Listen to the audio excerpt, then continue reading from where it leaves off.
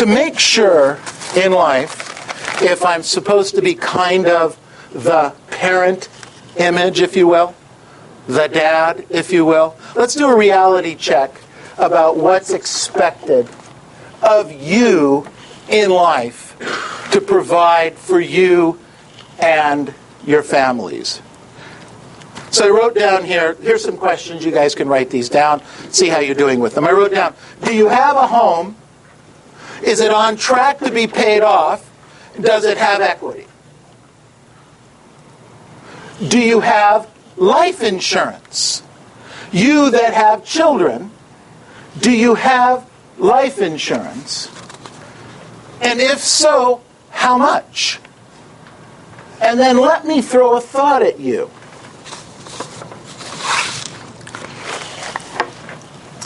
If you don't survive, God forbid there's a catastrophe and you die, who's going to take care of your kids?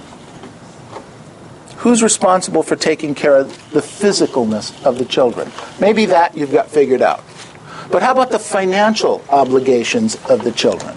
So you say to me, yeah, but Neil, I bought some life insurance. I've got $500,000 or I've got $1 million of life insurance. You know, I'm pretty covered here. Okay, I appreciate that. Let's talk about it. So let's say you earn, I don't know, 80, 100,000, 125, whatever it is you earn. Say you earn that, and you have $1 million in life insurance. Okay, everybody with me? So you pass away. The $1 million comes to your family. Now, you're not there anymore, so your income has to be replaced. So how much do you earn on $1 million in interest? Anybody? 40,000 a year. Maybe 4%. 3 to 4% over time. So on $1 million, that's 30 to 40,000. Now you were making 100. And maybe your spouse was working in the workplace, and maybe they weren't. But now, that $1 million that you thought was such a great amount of money isn't throwing off anything for you. I guess you could take the $1 million and buy an apartment building and probably throw off a few more dollars than that.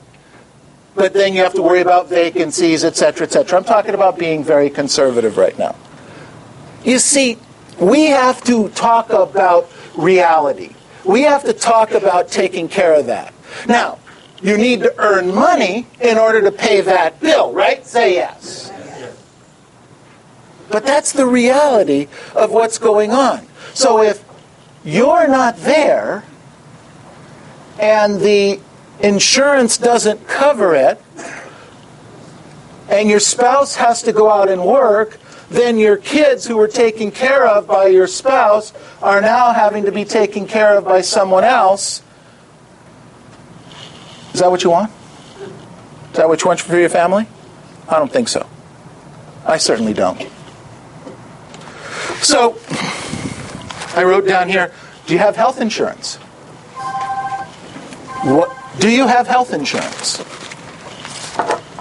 You know, one of the things that I have a problem with in this mandatory health insurance thing that we're talking about is I know people that don't buy health insurance because they want a nicer, fancier car. We laugh, but that's the truth. They choose not to take care of their family and their obligations because they want a nicer family car. I've made the decision to cover those things. Make sure I have health insurance. Make sure I have life insurance. Make sure I have long-term insurance. Make sure I have all the coverages, the liability insurance that covers all of this thing. You know, we're looking at stuff all the time because you don't know what's coming. You've got to be concerned about that. I wrote down here, do you have long-term health insurance? When you get old, who's going to take care of you? And is there enough money to do that? I wrote down here, how much will it cost you to send each kid to college? Let me tell you something. Right now, when I graduated high school, back in the Stone Ages, all you really needed was a high school education to get a decent job. If you had a college education, you got a really nice job. Today, if you don't have a college education, it's tough to even get an interview.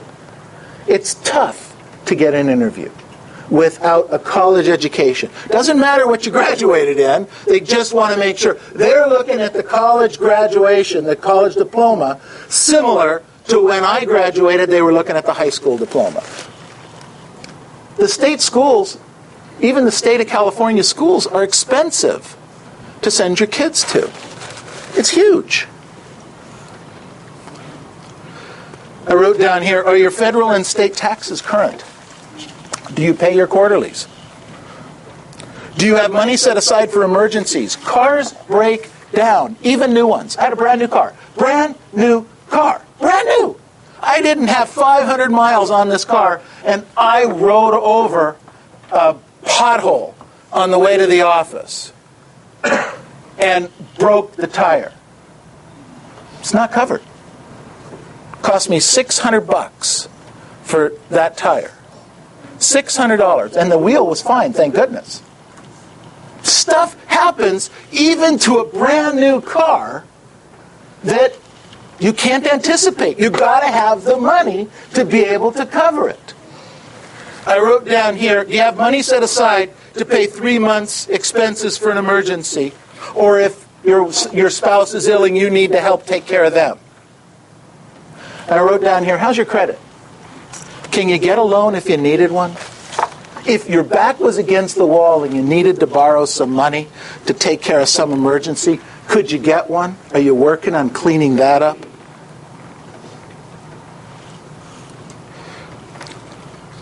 And then I wrote down here, sometimes we think that there's a family member that might be able to jump in and help us out. Let me tell you something. Most of the family members I know are not in that good a shape anymore. Okay? The economy hit them just as hard as it hit us. So the person you were looking at that was going to be maybe able to help you out and throw you some money if you needed it, that backstop, might not be there.